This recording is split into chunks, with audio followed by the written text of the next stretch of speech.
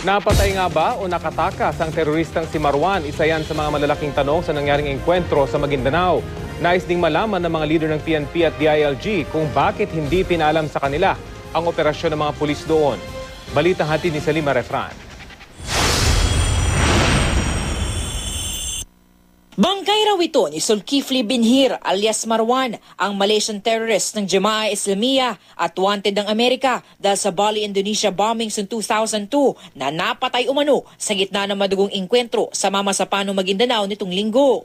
Pero sabi ng source ng GMA News, hindi yan si Marwan, kundi isa kina Amir Ibrahim o Rahib Abdullah, ang dalawang Indonesia na alalay ni Marwan.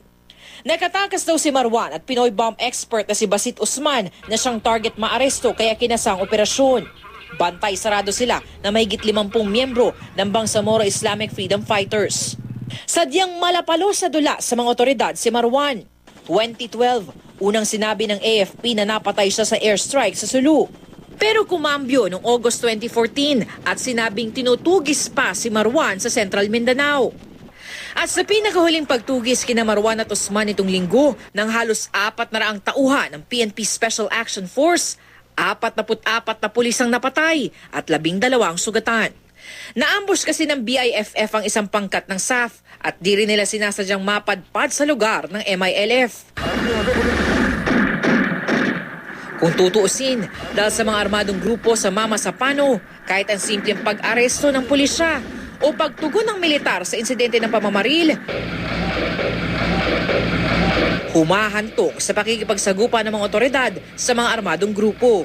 There have been other instances na yung mga armadong grupo sa area ay nakialam. Pero sa kaso ngayong may pinapanday na kasunduan ng gobyerno at MILF para sa Bangsamoro, kasama sa napag-usapan tungkol sa tigil putukan ang koordinasyon ng mga otoridad sa MILF kapag may operasyon sa kanilang teritoryo.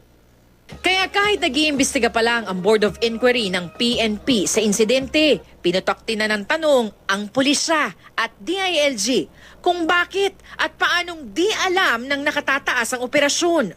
Did Napeñas, the SAF chief, cleared with you the operation in any of the two of you? No.